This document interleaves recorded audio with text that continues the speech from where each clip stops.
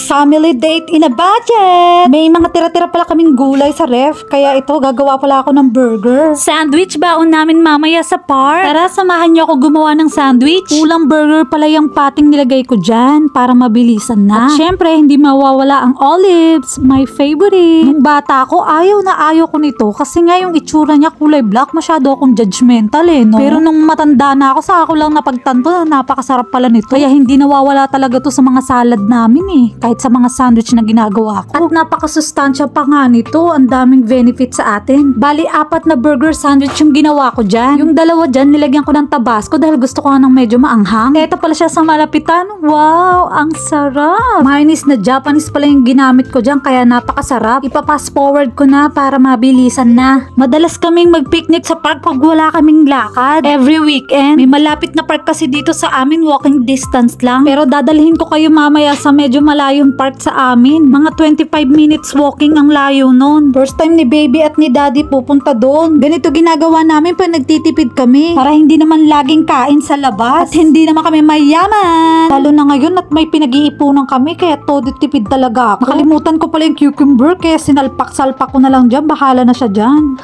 Nasa gilid kasi kaya hindi ko nakita at konti rin naman. Ito na pala lahat ng dadalhin namin sa park. O yan. Samahan nyo ako mag-pack ng gamit. Napaka-useful pala nitong bag na gamit namin. Simula nung newborn si baby, ito na talagang gamit namin na bag. Gamit na gamit siya kahit nag-out of the country kami. Kaya mga mami, the best bilhin yung mga gantong bag kasi kahit malaki na si baby, gamit na gamit pa rin ito. Tignan nyo naman kahit ang dami naming dala, kasyang-kasya yan lahat. Tignan nyo lang. Itong bag na to may higaan pa ng infant. Sulit ang pinambili ko dito sa bag na to. In fairness, hindi naman siya ganun kamahalan. Sakto lang. Lagi nga pala kaming may stock ng ziplock. Napaka-useful nito lalo na kung mahilig kayong maggala at mag-travel. Basta sa kitchen, marami talagang paggagamitan nito. Sa kabilang zipper ko yung nilagay yung sandwich para hindi mapisa. Nagbaon din ako ng konting snack at favorite drink ni baby. Tiyanan! Halika na't samahan nyo kami!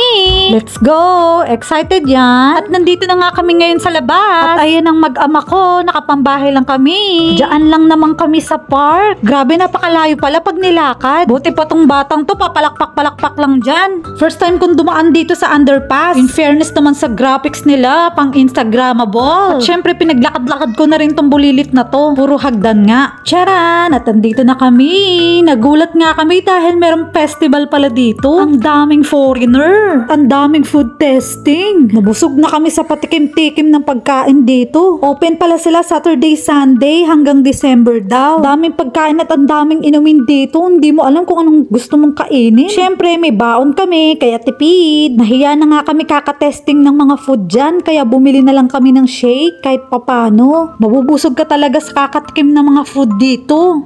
Plus, ang dami pang foreigner, baka mahanap mo na ang afam mo dito.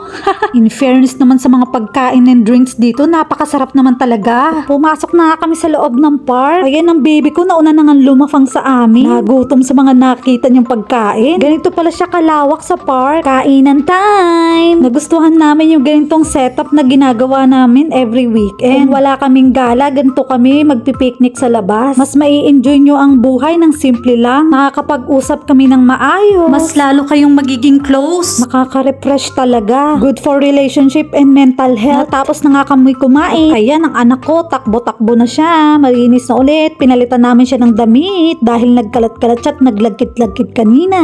Kala mo nakawala sa hawla. Happy boy yarn. Maganda din sa development ni baby na nakaka-experience ng ganito. At ayan na nga sinasabi ko, habulan na sila ng habulan dyan. Talaga tong batang tong walang kinakatakutan. Takbo ng takbo. Halos na dapa-dapa na, wala pa rin pakialam. Buti nandyan si daddy to the rescue. At pagod na pagod nga rin si daddy dyan dahil habol siya ng habol. At 6 o'clock na nga, binuksan na ang ilaw. Ayan yung anak ko, pinaglalaroan yung ilaw, tuwang-tuwa. In fairness naman talaga sa paligid, ang ganda ha. Lalo na siguro pag nagdilim na. Ang daming ilaw. Bata dyan, tuwang-tuwa sa ilaw. At napagod na nga at ayan, nag-milk na siya. Actually, mga gantong oras, dapat tulog na to Kaso nandito kami sa labas, kaya ayan, nagpapaantok siya, baka sakaling makatulog. Picture muna with mommy. Gusto ko pala magpasalamat sa mga bumili ng stroller bike na ito. Siguradong hindi kayo dyan magsisisi. 2 years old na mahigit na yung anak ko, dito, pero gamit na gamit niya, diba? Nare-recline yung upuan, kaya pwede talaga siyang makatulog dyan. May nakita kaming bagong bukas pa lang, The Shops Ayala Triangle. Nitong June 2023 lang siya nagbukas. Girl, tignan mo naman. Kung mahilig kayo sa mga luxury place and Instagrammable place, panalo talaga dito. In fairness sa architecture nito, grabe. Friendly sa mga disabled ang way. Di nakahihirapan kung may stroller kang daladala. May easy way kahit pababa ang lugar na ito. Nakaka-relax ang place, in fairness. Kung isa ka sa mahilig tumambay sa mga coffee shop, I really recommend this place. Napaka-relaxing ng lugar at tahimik nga. Ang mga couple dyan mahilig mag-coffee. Maganda ang coffee shop dito. Ito na nga, nandito na kami sa loob. Ayan, ang ganda. Gadget shop na soon to open dyan. May restaurant din pala dito. Pero syempre, nagtitipid kami hanggang tingin lang. Naaya nga ako ni Daddy, kumain daw kami dito. Sushi ramen. Sabi ko nga sa kanya, tigil-tigilan niya ako. Please lang, wag niya akong demonyohin dahil matakot din ako. Titipid nga kami eh. Kita niyo ba yung floor? Grabe, di ba? Pwede ka nang manalamin. At may supermarket din dito. Ang bongga talaga. Napakalinis, parang Japan style. Kaloka. Sabi nga ng asawa ko, para daw siyang nasa Japan. Nandiyan kami sa loob. Ultimo kahit CR, girl. Ang linis talaga. Mirror shot. Eme. Ang daming alam. Sensyahan nyo na yung outfit ko dahil pakapambahay lang talaga ako dyan. Ganyan mga pormahan ko pag comfy lang eh. Tignan nyo naman ang design dito. Ang pagka-architecture, grabe. Ang ganda. Ultimo tong grass sa pader. Grabe, totoo pala. Nagulat nga ako dyan eh. Ignorante lang ang peg ko dyan. Napakaganda talaga dito. Wala na akong masabi. Luxury talaga siya. Kaso wala pa nga masyadong shop. Kasi nga kaka-open lang nitong June. Pero may mga ngilan-ngilan na ring mga shop na open. In fairness. Ganda, diba? Ito pala yung second floor nila. In fairness. Napakaganda talaga. Yung mga couple na mahilig mag-usap. Ayan. Napakatahimik dito. Tamang-tama. Eh, wala nga masyadong tao.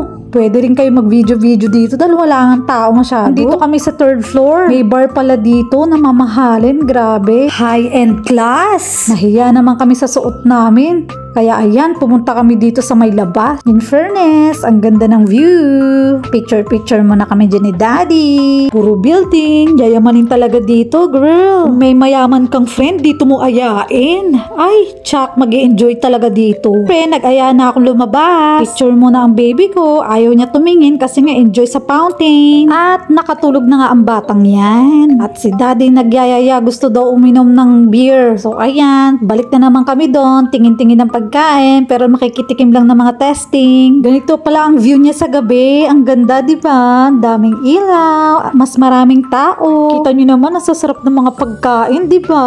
Nakakapanglaway. Tinatanong nga ako ni Daddy kung ano daw gusto ko. Sabi ko, busog pa ako dahil tig-2 burger ba naman yung kinain namin, plus may mga snack pang biscuit. Sabi ko, kung magbe-beer siya, magbe-beer na lang rin ako. Ang dami rin palang dog dito. Ang cute-cute. At ayan, nakahanap na nga si Daddy ng gusto niya. Tikman daw namin. Udos naman dito sa kay Kuya. Pinatikim pa kami ng mga tester nila. Ang liit, diba? Ang cute. Pero nagustuhan ko dyan yung bestseller nila. Yung second tester naman na itinry namin, ayun naman ang nagustuhan ni Daddy. Isa sila sa pinakamagandang booth dito. Uy mo, may jeepney.